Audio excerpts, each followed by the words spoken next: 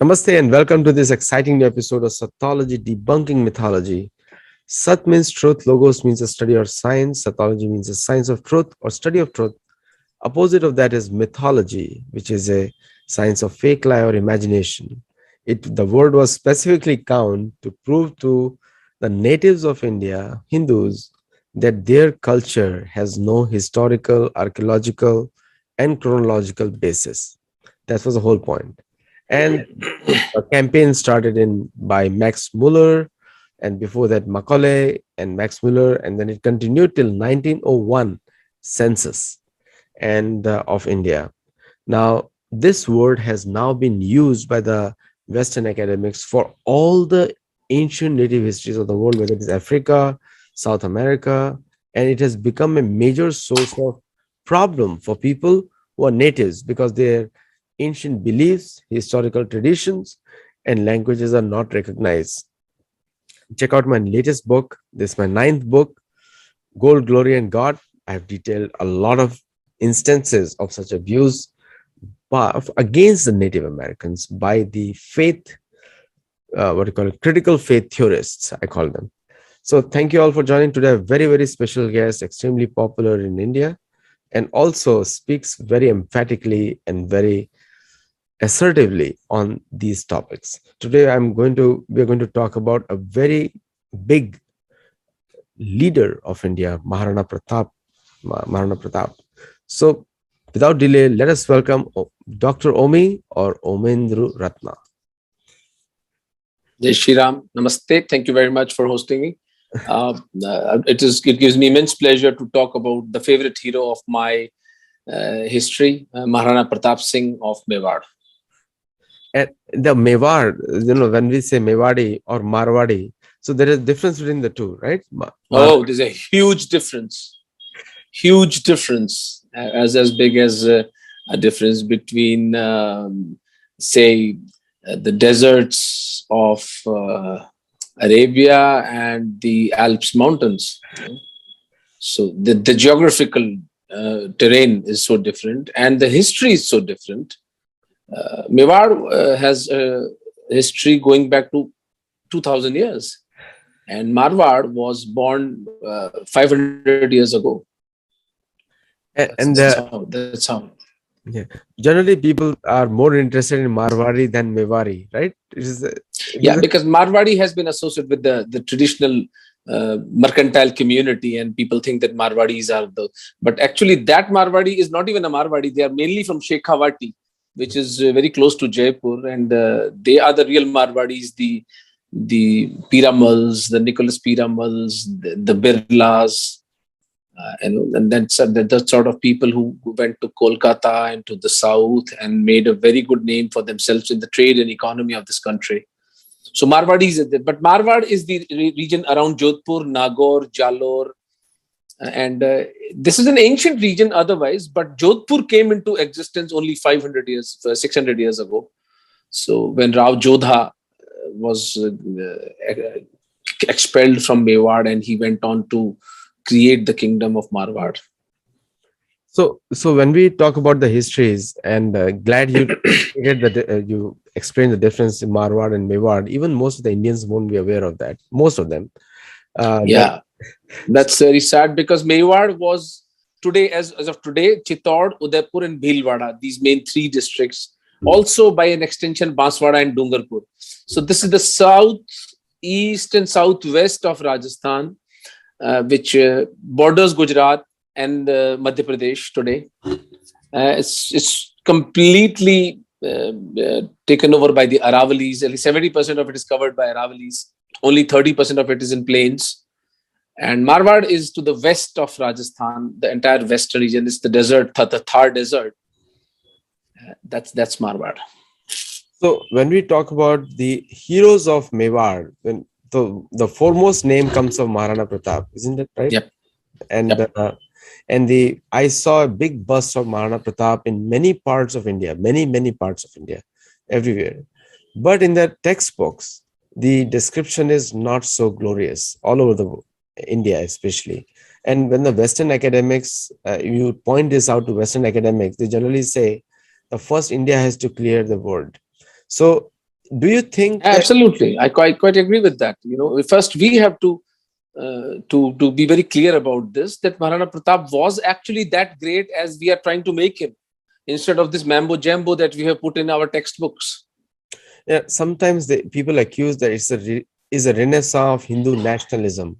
Now, the word nationalism is negative, patriotism is good. Is, according to me, being an author myself, is very foolish to a large extent, because both of them pretty much need the same. But what I understand from American perspective is the nationalism is bad, because otherwise the First Nations of Native Americans will ask their king land back. There is no America after that. So nationalism is bad from American academic perspective. And like the First Nations of Northeast America gave the constitution to USA. And the patriotism is good because the patriotism is to the flag. What is your view on this? Frankly, I can't understand the difference between patriotism and nationalism. But nation is an evolving idea. It's a concept which evolves. So if a population fears that by bringing up the name of nationalism, somebody is going to have a territorial claim on their nation, I would understand it, and I would not rather stress on a fault line of a nation. We'd rather be more integrative in our approach. So I mean, if it's just about semantics, then I'm okay with it. But linguistically speaking, nationalism and patriotism, for me, to my average mind, is one and the same thing. And as long as we are able to critically decide what does it bring to the table. If nationalism brings a sense of pride, a sense of achievement, a sense to do more for one's nation, I'm all for it. If patriotism brings out a feeling of compassion for fellow countrymen, a feeling of oneness in the society, and a desire to fight all the evil and the shortcomings of it, then I'm all for patriotism and nationalism. And I don't see much difference between the two words, unless somebody has a specific issue with it. So if somebody has, then I would let go of one word for another. But to my average mind, these words are similar. Yeah, to me too. They're very similar. But the reason why I said nationalism is bad, patriotism is good, this is the reason behind it. Is like, yeah, I got that. So if somebody is sensitive about it, I would respect his sensibilities. So I would say it's okay. If you don't want to use the word nationalism, it's okay with me. I would never mind using the word nationalism in my book. I use the word copiously. So that's how it works. So when we talk about the building of a nation state, the modern idea, the nation state is a relatively new concept. You also referred just now. Oh, absolutely. But if you look at the history of India, the nation state or the Rashtra has been existing from the time of Mahabharata. Like yes. I have one of my books, I have already mentioned that in a big way, where the concept of Lokatantra is discussed by Satyavati and Bhishma. None other than that, they are discussing it. So it's a very old concept, like the district wise, Rashtra wise, and also Rajya. Like all these concepts already discussed there. Yeah. To endorse your view, there is a story in Pratap's life where what happens in 1572, when his father Uday Singh ji dies, he names a very incompetent son of his, Prince Jagmal, as the next heir of Mewar. The disaster would have fallen upon Hindus of this subcontinent had Jagmal become the king of Mewar. But the Samants, the local nobles of Mewar, revolted. To me, that was a true democracy. And they said, in these testing times, when we have a formidable enemy in Akbar, only and only Pratap will become the next king of Mewar. You talk of democracy? That's true democracy to me. And this is 500 years ago, 1572, 400 years ago. Generally, so we have been the practitioners of democracy for quite a long time now. So generally, people say that democracy is the. If you look at the history of the word democracy, you yourself have written books. The democracy, the word democracy, is coined when the European settlers became more in number than the Native Americans. That's where the democracy started coming into play. Like there's a very famous quote of the Vatican. I don't know what Pope is there. I forgot the name of the Pope. says, now the conquest of America is over because you are 15 million people. That means you have just crossed the total Threshold. population of the, and that's where democracy was installed in 1776 in America, USA. But the Loktantra which you mentioned is much older, like the Mahabharata time. I've just quoted one Mahabharata example. Yeah. Yes. Yes. I agree with you. I agree with you. This was a pure Lokatantra. So I now, mean, there were conflicts between kingdoms, but the people never suffered. The arrogance and the misrule of a king, it never happened because there were checks and balances of dharma. There were the Brahminical priestly class which would never let a king, a Kshatriya, misbehave. So there were checks and balances. so coming to the Maharana Pratap, how favorable, you have to give a glimpse to all our listeners and to me as well. Give a glimpse on how favorable he was for the protection of his rights of his people. I mean, that's what he was doing when he was fighting Akbar and his empire. Akbar had sent 4 emissaries between 1572 and 1576, the Battle of Haldi Ghati, which is the first battle between Pratap and Akbar. In 4 years, he sent 4 expeditions manned by none other than as big a king as Raja Todarmal himself had went with a peace draft to Pratap. Then Mansingh went, then Jalal Khan Korchi, and the fourth one to go was Raja Bhagwan Das. So all these 4 people came to Pratap that you should surrender and you should make peace with them. And he said that, okay, I will surrender on one condition, that I will not give tax to the Mughals, number one. Number two, I'm not going to accept the suzerainty of Mughals. I'm not going to be subservient to them. And I will not give my daughter. I'm sure nobody understands Hindi, so it's in the 3 ch. Chokri, Chauth, and Chakri. I'm not going to do all these 3 things. So essentially, if Pratap, look at the amount of sacrifice Pratap made. When Chittor was taken over by Akbar after slaughtering 40,000 Hindus in one day, on 25th February 1568, 40,000 Hindus were slaughtered by Akbar in one day, the so-called Akbar the Great.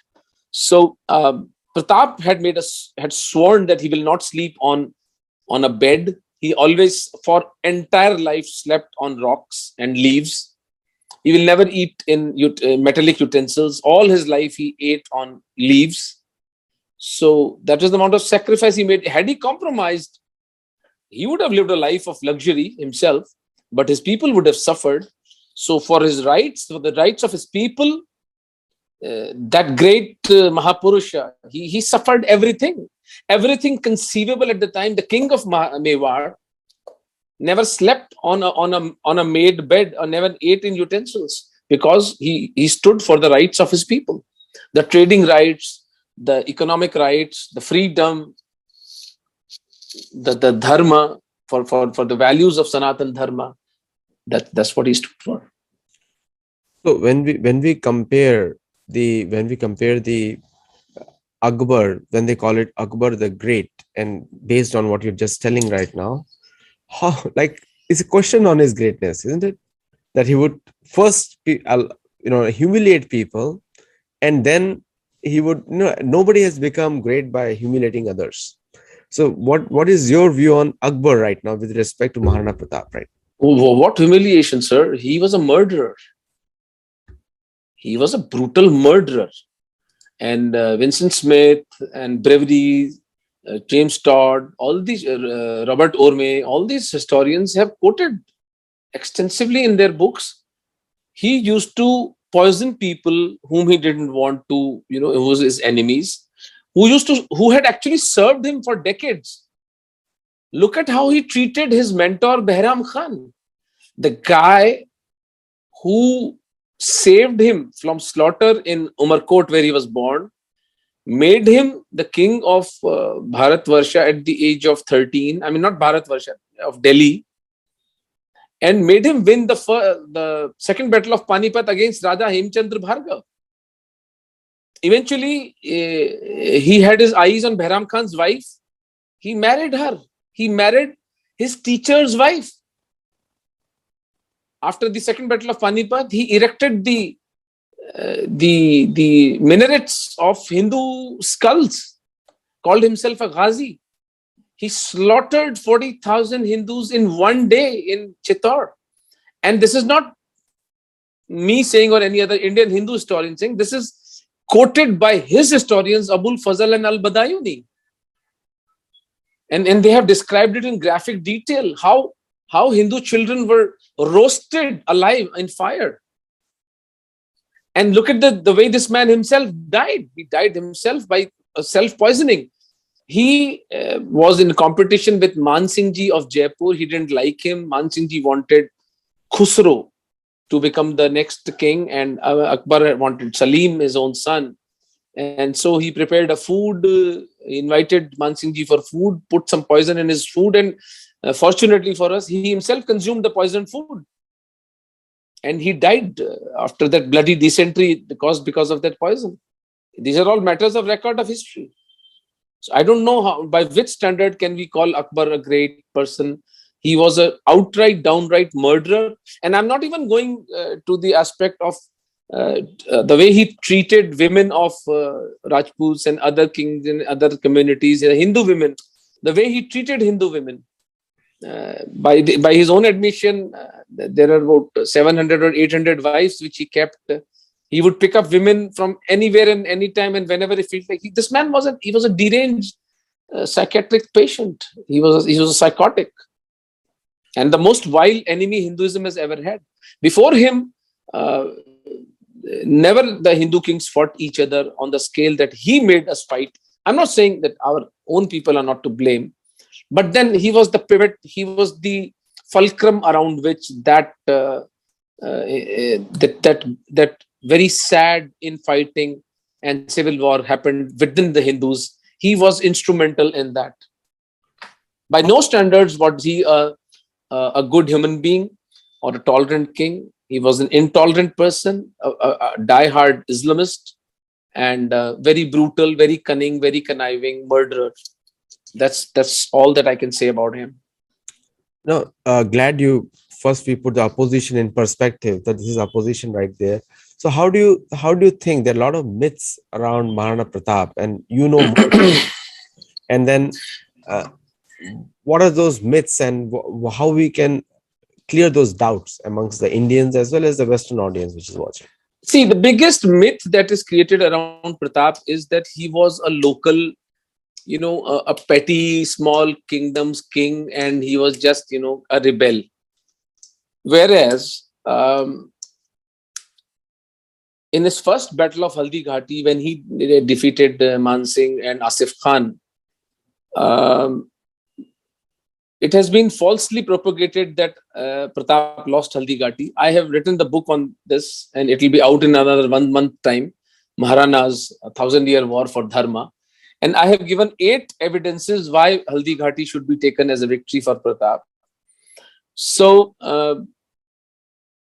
after that, 7 years later, in 1583, he decimates entire army of Mughals, kicks out all Mughal generals and people posting the local police stations.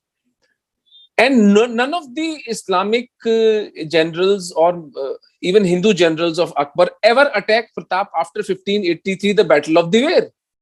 In 1597, when Pratap attains his moksha, when his body is dissolved into the Panchatattva, he dies a free man. So why this lie of a poor soul, a soul lone fighter, when he had the support of Dungarpur, he had the support of Bundi, he had a lot of Rajput local chiefs had gravitated to him to fight Akbar. And he was a mighty king of Mewar. He was not a petty rebel.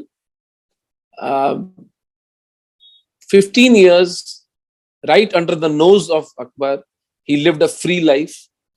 His kingdom flourished. Trade, economy, art, culture, everything flourished. He left a very rich nation for his son Amar Singh. So much so that Amar Singh fought 18 pitched battles with Akbar's son Jahangir and won all of them. So with the wealth and the resources accumulated by Pratap, Amar Singh ji kept on fighting 18 years after Pratap's moksha till 1615. So that is one myth that is circulated about Pratap. The second myth is that Pratap was not a great military strategist. He was hot-headed. Whereas Professor L.T. Mathur, in his book, The Military Strategy of Pratap, writes clearly that before the Battle of Haldi Ghati, the young brigade of Mewar wanted to confront the Mughals in open. It was Pratap who said that no, we should not go in open. We should fight from the safety of Aravalis. Yet he relented. He was a very large-hearted king. Look at the way he treated the Bhils, the Aborigines, the scheduled tribes whom we call today, the local Bhil population. He used to treat them as equal. He gave them the equal status. Rana Punja, the king of Bhils, he was always with him. The innermost cordon of security of Pratap was formed by Bhils. So the social reconstruction that Pratap brought about was amazing, and it even pervades today. If you see at the national, the insignia of the Mewar kingdom, on one side they have Bhil and on one side they have Rajputs. So the social cohesion that Pratap cemented during his time is no mean achievement. It's a great achievement by a great king.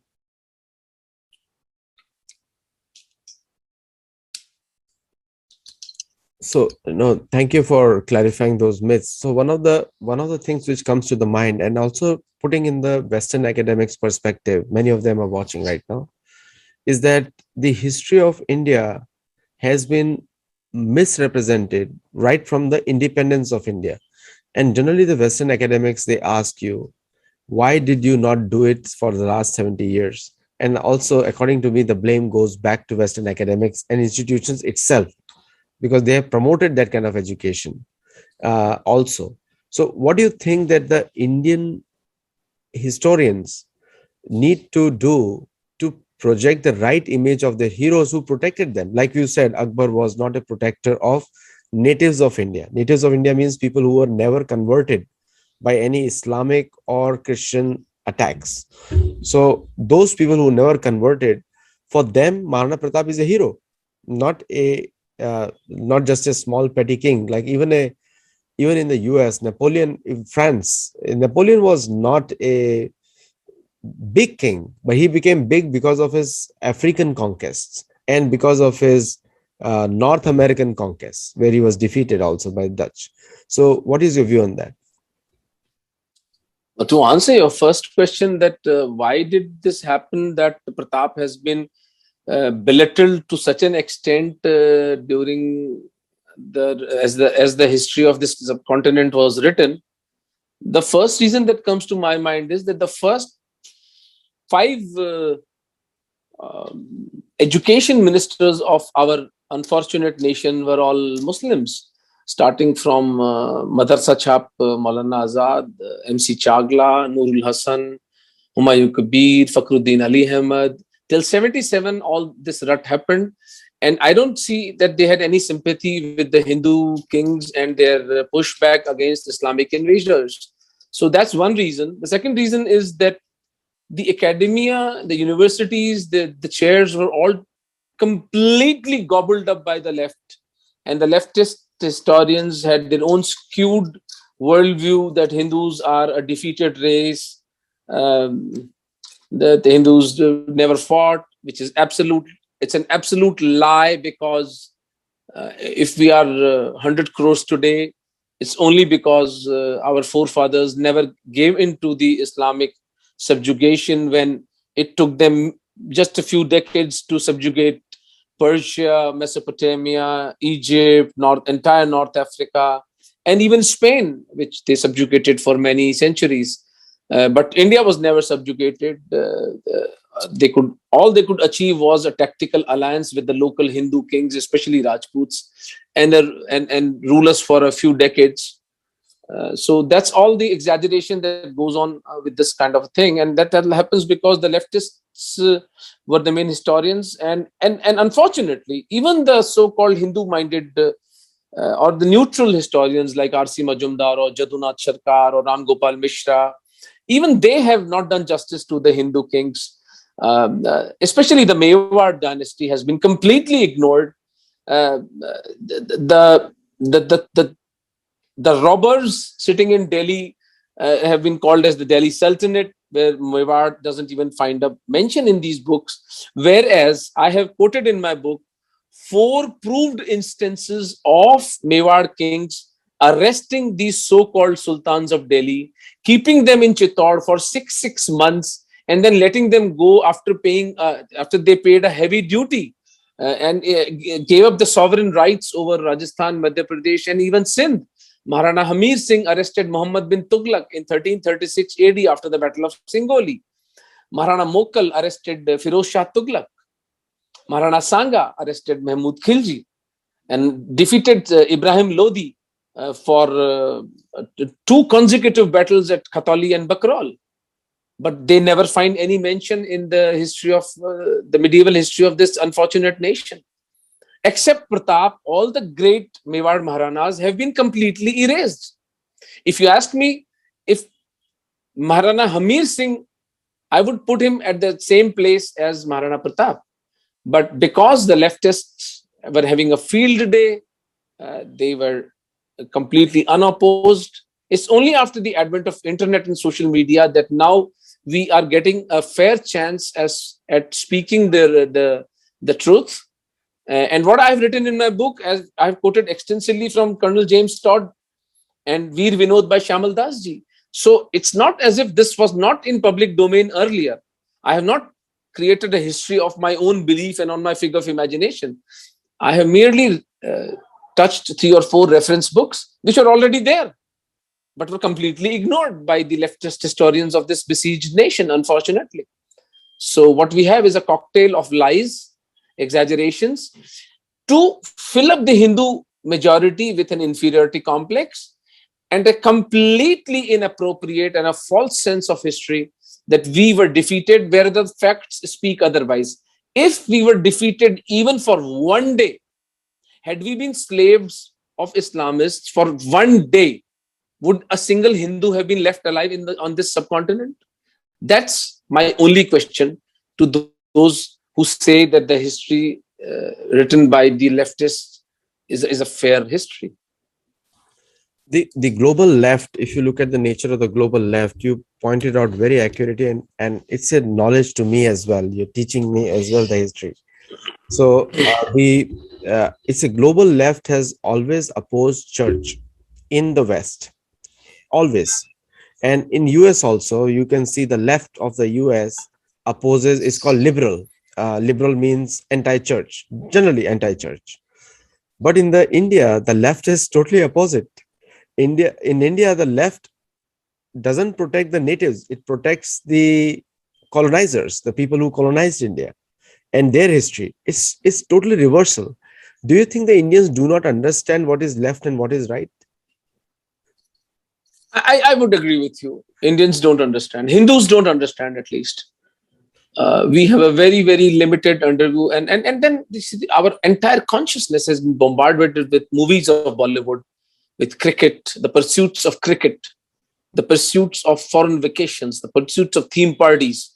Anybody who makes money in this country indulges heavily. So his children go into drugs and alcoholism and all kind of deathly pursuits. The middle class is anyway busy in making its ends meet. I call them EMI Hindus, every month installment Hindus. The biggest achievement of these middle class Hindus is, look, this month's every month installment has been arranged. I can rest on my haunches now. The poor Hindus are anyway not in the equation. Yes, we don't understand left and right. We have a very, very limited interest in politics. In fact, you go to the social circles of this country, you will find a statement oft repeated. I have no interest in politics.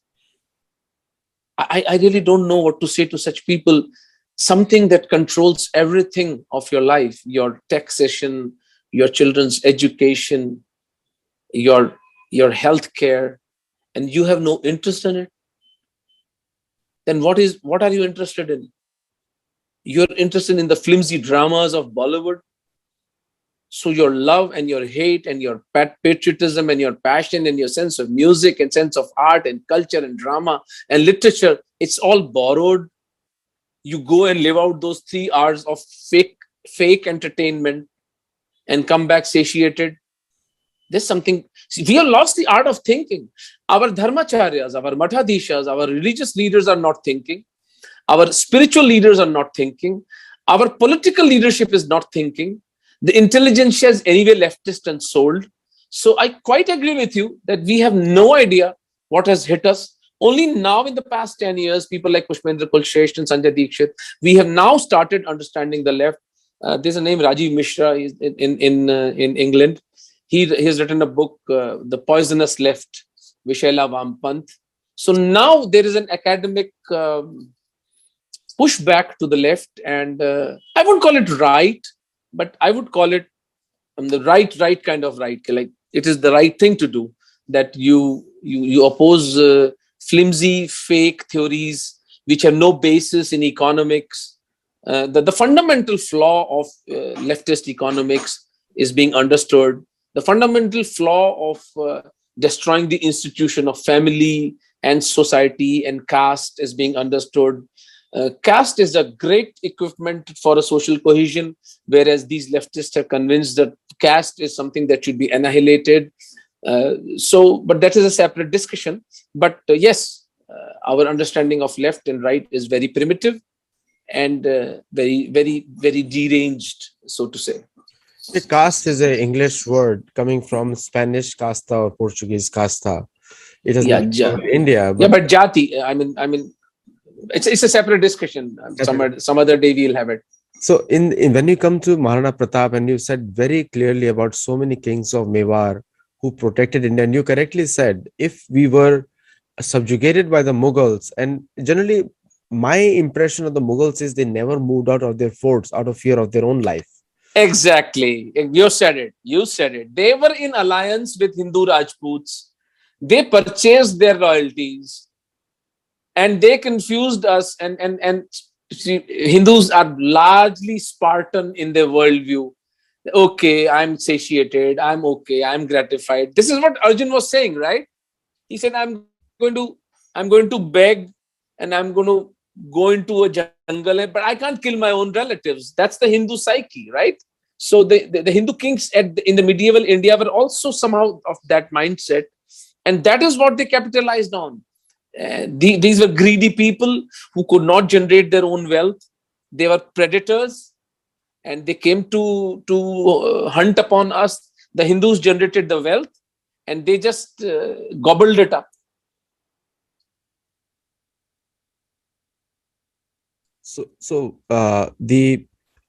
I coined a new term called pure Hindu syndrome. And when you talk about Maharana Pratap Singh, did he face opposition from his own people while he was defending? Of course. That was his biggest dilemma. In the Battle of Haldi Ghati, the main general who was leading the Mughal forces was a fellow Rajput, Man Singh. Although Man Singh has been vilified a lot in the Hindu literature, I am of the opinion that Man Singh ji actually was soft-hearted towards Pratap. In the end of the Battle of Haldi Ghati, when the youngsters were all excited and they came out in the open and a slaughter happened, it's my belief, I don't have a conclusive evidence to that it was due to Man Singh ji that Pratap was allowed to escape, and the glorious sacrifices of the Tanwar family of Gwalior, Ram Shah Tanwar, his 3 sons, Bhavani, Shalivahan, and Pratap, and the grandson, Dharmagat. This family died protecting Pratap in Haldi Ghati. Then there was Jhala Bida, Jhala Man, Bhim Singh Dodia. Everybody died protecting Pratap. So Man Singh ji was this dilemma haunted Pratap day and night, that I have to fight fellow Rajputs. And this was the biggest master stroke of Akbar, that he pitched Rajputs against Rajputs. That's the sad part of the whole story. In 1583, the conclusive battle of Diver, which Pratap decimates the Mughals, slaughters close to 30,000 Mughal troops in 3 days, takes back every inch of Mewar except Chittorgarh. The biggest comfort to Pratap was that he was not killing Hindu army. He was confronted by Uzbeks, Mughals, Tatars, Turks, and this kind of people. So yes, all his life he lived with this contradiction, that why should and how should I fight my own people? No, Islamic invasions all over the world have been the biggest human rights abuses. Biggest. Their attack was against the women and children. You're putting it very mildly, I think. They were slaughter and they were pillaging and plunder. What human rights when you have sanction of rape and murder? What human rights are we talking about? Let's not give euphemisms to these murderers. 40,000 Hindus slaughtered in one day, and we had 12 such Saka Johars in Rajasthan alone. In Ranthambore, we had 50,000 Hindus murdered in one day. The Johars, the Hindu women would throw themselves into fire to escape necrophilia. That is the sex with dead bodies, which these Islamists used to do. Our forefathers have suffered hell.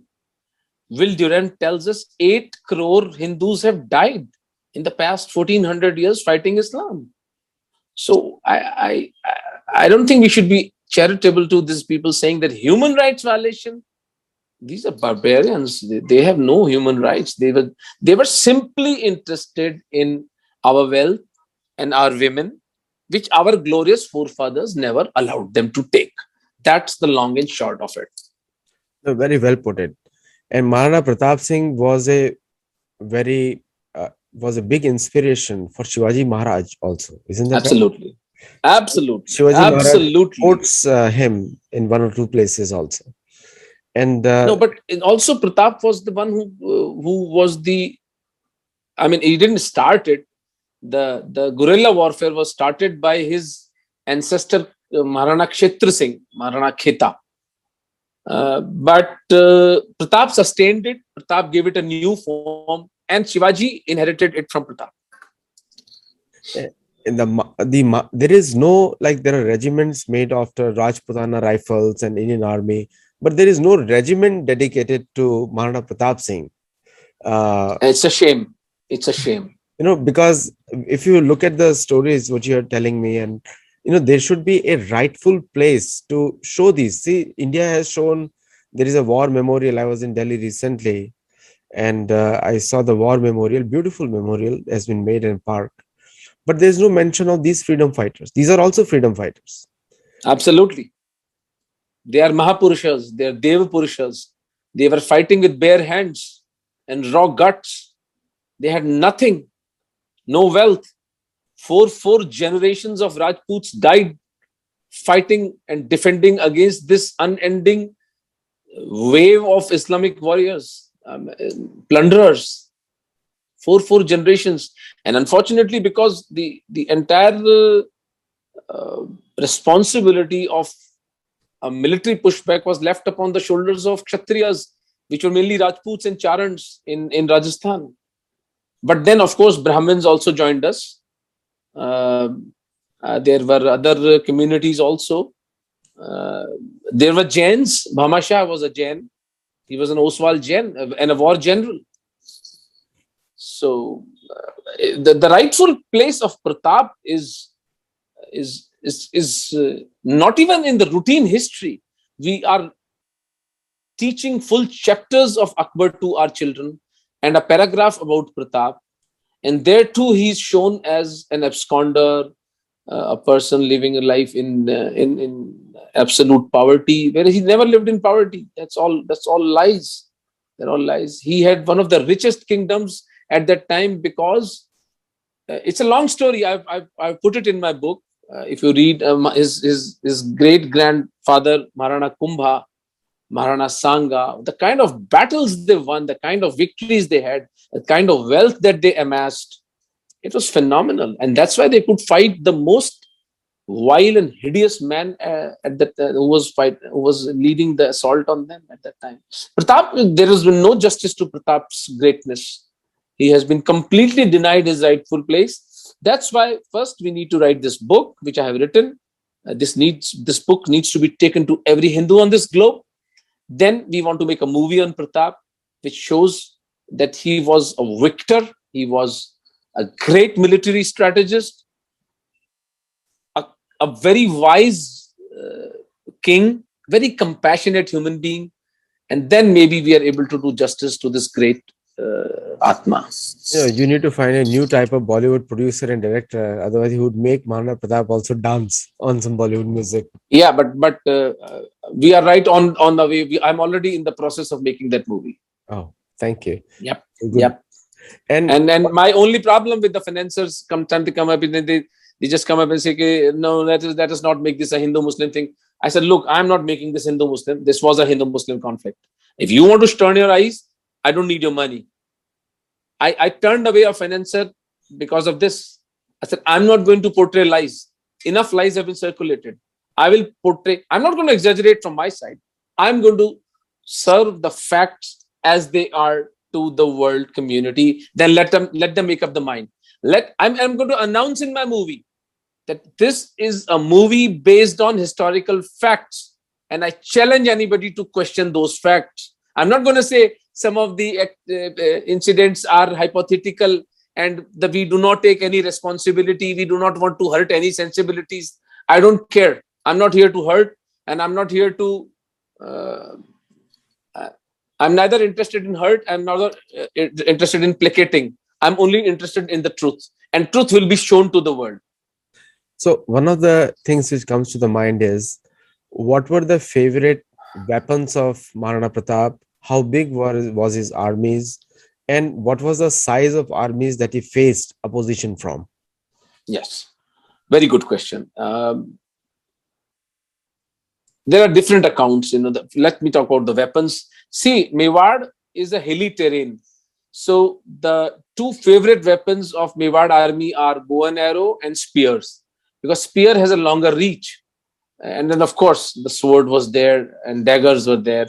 The biggest drawback of the Mewar army was the absence of firearms. Like, we did not have the cannons. Although Pratap had a personal gun with him, but not too many machetes and musketeers were around to use the firepower as a weapon. Mainly, the Mewar army relied on spears and bows and arrows.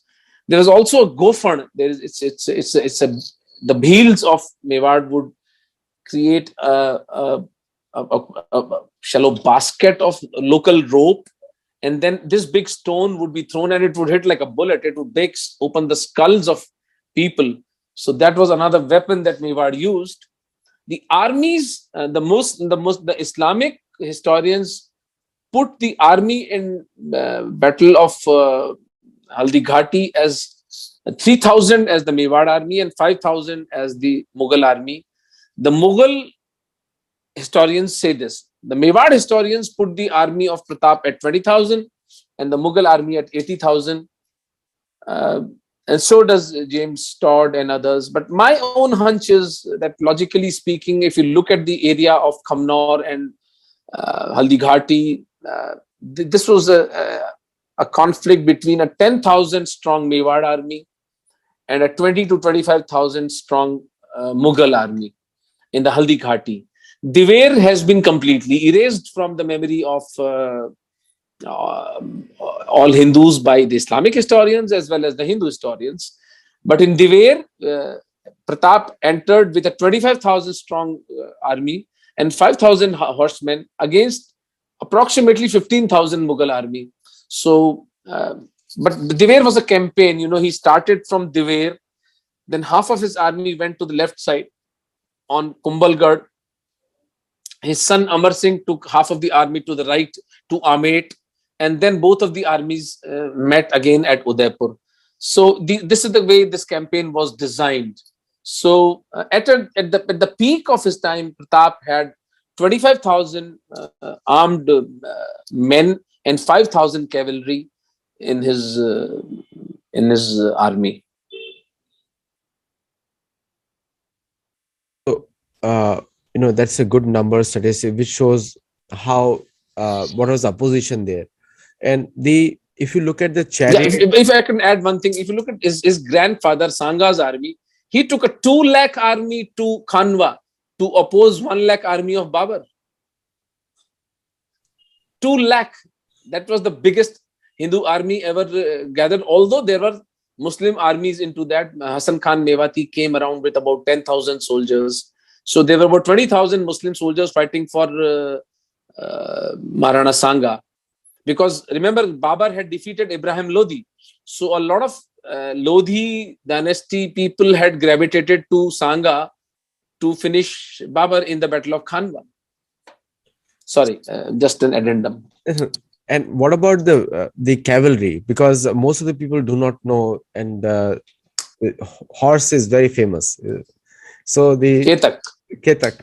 So what is they say Chetak, but it's Ketak. Is it that what it is? No, it's Chetak. Chetak. Okay. Chetak. So the horse, I never heard this Ketak. I don't know. Yeah. So the myths around Chetak, like he could jump so many wide and all those things, are also mentioned there in a lot of Indian Amar Chitra Katha type of comics. I believe there were many horses by the name of Chetak, which he used them. It's anybody's guess. We were not there. It's not mentioned anywhere in history. Todd mentions Chetak briefly for a line or two. Shamal Das ji doesn't mention Chetak. So Chetak is largely a figure of imagination for Hindus. Because I never found any historical evidence. I personally went to that stream which he's supposed to have jumped across. It's impossible. It cannot be unless this was a horse from some other planet. So, but there's no doubt that this horse saved Pratap's life in spite of being injured in completely the four muscles of his left leg were completely chopped off. And with 3 legs, this animal took Pratap away from the battlefield. There's no doubt about that. And that he was a very, very favorite animal of Pratap. That we find references here and there.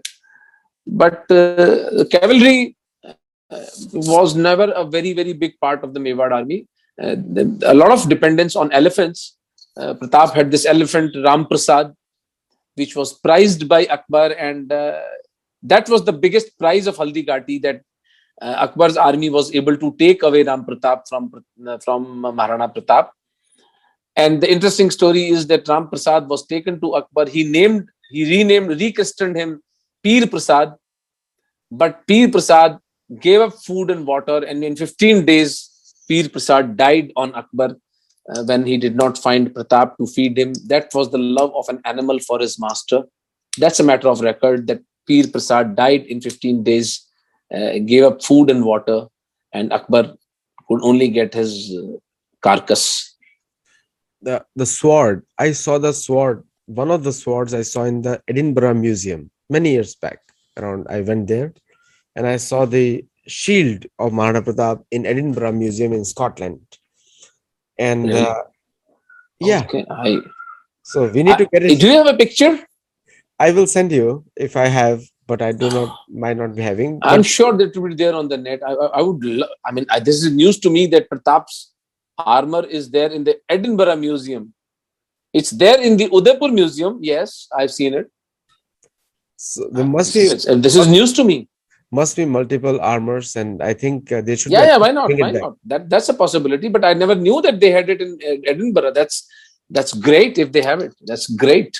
And the weight of the sword, and which is displayed over there, is practically impossible for a human to lift. Like, I cannot lift it. It will be like a weightlifting exercise for me. And he could. It is a long sword, but not like the curved one like Indian swords are. It's a straight sword. So that it is called as Khanda. So it has got edges on both sides, sharp edges on Yes, both sides. yes, yes, yes. So is it also true that the sword was heavy, like very heavy? I don't think so. I don't think so because I never found the evidence. I've seen the armor, the spear, the gun, and the sword Pratap used in Udaipur Museum. My own assessment is that the entire weight of his armor, his twin swords, he always carried two swords. Okay, remember that Pratap carried two swords, a spear, and the gun would total weigh about 100 kilos, which is very heavy, Very heavy. which is very heavy. But this 250 kilos and all that, that's I think a gross exaggeration. I also don't think that Pratap was 7 feet 5 inches tall. I did not find any mention of that height. The only mention of a tall Mewar king all points out to his son Amar Singh ji, who is being called the strongest and the tallest. Looking at Pratap's armor, I think he was something between 6 to 7 feet height. But there's no doubt that he cut Behlol Khan and his horse into two vertically. But it's my own assessment that it is less about power, it was more about passion, because it was Behlol Khan who had killed the entire Tamar family and a lot of relatives of Pratap in the Haldi Ghati battle. So it was more out of vengeance. I think it's a measure of his vengeance and passion than a measure of his power. Although there's no denying that he was a very powerful man. There's no denying of that. So most of the Mughal armies or mercenary armies, means they were hired to loot, like you said, like they were given victory, like whatever you win is yours, whether it's a women or wealth or the house or whatever it is. And how were the Maharana Pratap's armies organized? Like, because the tradition of giving salaries and things like that for volunteers also. So do you think it was organized on those lines, on the modern lines? Absolutely. There is written record available. I've twice talked about the Tamars of Gwalior. It is a matter of record. He was given 800 rupees per day by Pratap to sustain an army of Hindu Rajputs and other Hindu communities. And there were rules of combat which has been laid out in the Hindu scriptures, that we will never attack women. In fact, his son Amar Singh ji captured the wife and daughters of Abdul Rahim Khan Khana, who was a general with Akbar, and had attacked him to come to capture him at Abu. And Pratap scolded him that what is the difference between us and them if you resort to this tactic of capturing their women?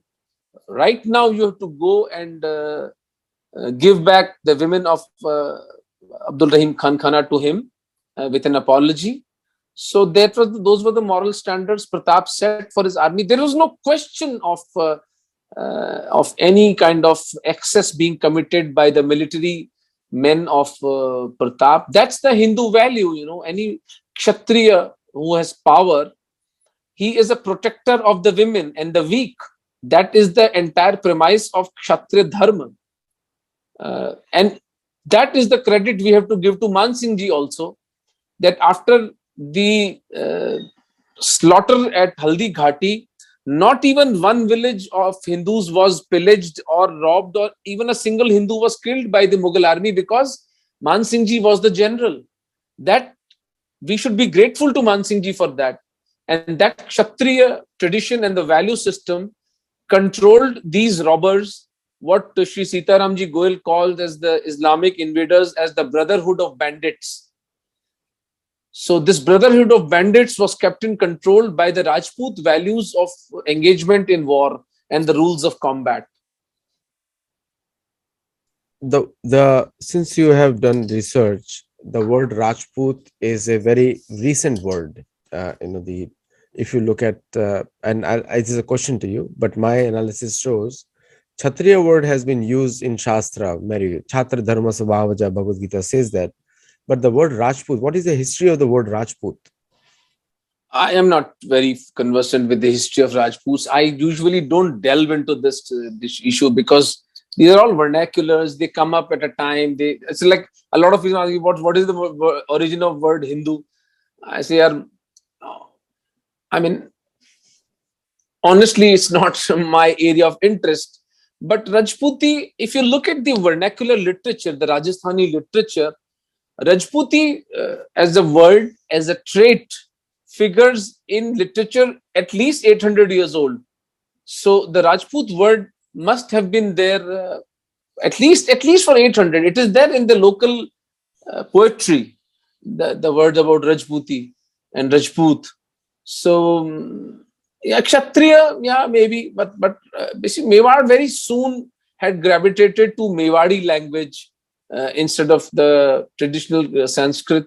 Although as late as the 18th century, 17th century, Maharana Raj Singh ji, who was the great grandson of Pratap and defeated Aurangzeb twice, he deputed a Telugu historian Ranachod Bhatt Telang, who wrote two brilliant historical accounts in his book in Sanskrit. So Sanskrit was alive, but it was not the language of the court or the commoners. It was more the local Mewari, which has a more of a Rajasthani tilt in the language. So Rajputi is an old world. It's not that new. The connections with Maharaj Ranjit Singh. I think one of the historians of Maharaj Ranjit Singh also mentions inspiration from Maharana Pratap Singh, one of the historians of Maharaj Ranjit Singh. Do you find any connections there in your research? No, I didn't. I've heard about the Vietnamese premier quoting in one of his speeches that we have been inspired by this prince who fought against Islamic invasions of Akbar. I could never corroborate it. I never found the written evidence. These are all stories. Ranjit Singh ji getting inspired from Pratap. I mean, it's obvious he would have been, but I have not encountered, because I haven't read much about Ranjit Singh ji. So I would not be privy to that kind of literature. It's pretty much the same area, the north part of Rajasthan. It's pretty much the same. No. That Ranjit Singh ji was very different. You have to understand, Mewar is down south. It's close to Gujarat. It's almost like central west. And Ranjit Singh ji went up to western Punjab, and he went up to Afghanistan. He ruled Balakot. He went up to Kabul. So that is a area. Although we can say that Afghanistan to Ladakh, and also he went south in Rajasthan also, in the mid Rajasthan also. There are a lot of yes, Ganganagar, and it's northern Rajasthan. He went into Rajasthan. Hanumangarh, Ganganagar, Sikar, Bikaner. These are the. In fact, he is the one who gold plated the entire roof of Kashi Vishwanath temple also. So Ranjit Singh ji was a great king. He was a great king. We need to do a lot of research on him and bring out his truth. And again for dharma, like he is openly, that is for dharma. Like he opening the shoe house in Lahore Jama Masjid is an example there, because he wanted to prove to the world that for dharma that is needed. Now, my last question to you. Now, do you think that Maharana Pratap Singh will give rise to a good, valued, as well as people who follow some values of Kshatriya culture instead of rowdiness? Because the rowdiness is a problem also sometimes, because when people, they want to protect dharma, but they want to rule the values they misplace. So do you think that is a good example for following Maharana Pratap, protecting dharma with values and with culture? Absolutely. Who else than the great Pratap to inculcate the dharmic values in our youth? I briefly narrated that incident in the context of democratic values when Pratap was not nominated, and his son Jagmal was nominated the king by Uday Singh, his father, in 1572. Pratap did not revolt. He did not utter a single word. He just packed his bag and started to move towards Sindh. It was the local Samants and the nobles who revolted against the king's order. And Pratap refused. He said, no, I'm not going to go against my father's wish. That is the caliber of this man. And when convinced that, look, if Jagmal becomes the king, then Mewar is doomed. Then he defied his father's will also, and then said that, okay, if you say so, if all the Samants agree, then I will take upon the mantle of the kingdom of Mewar. Look at the way he cultivated a relationship with the Bhil population, whom we would always all look down upon. His own nobles said that, why do you move around with such people who are, because Rajasthan is a very feudal society. But Pratap was not a feudal person. He was literally breastfed and raised by Bhil women.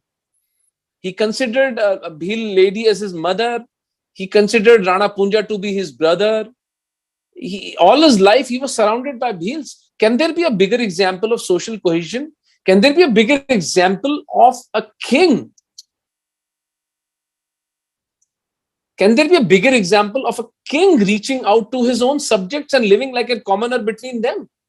And this was not before Pratap's battle with Akbar began.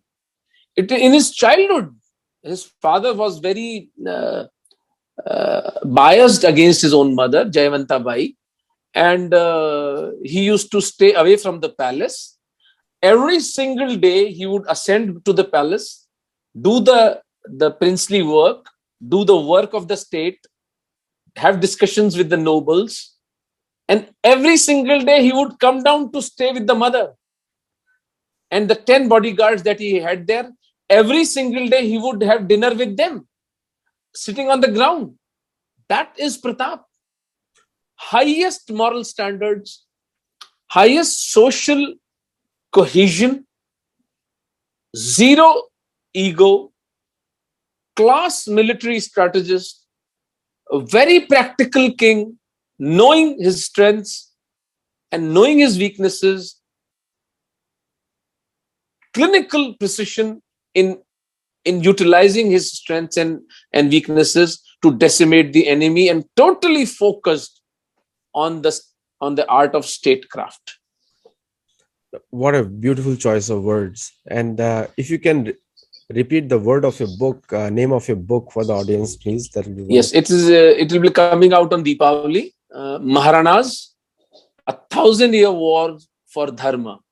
I have narrated the story starting from 8th century Bappa Rawal, then Maharaja Khuman, Rawal Ratan Singh, Hamir Singh, Kheta, Lakha, Mokal, Kumbha, Sanga, Pratap, Amar Singh Ji, his son Karan Singh, and the end with Raj Singh Ji. 1,000 years, one family, Sisodia family of Mewar, kept fighting the Islamic invaders, kept defeating them consistently without failing even once.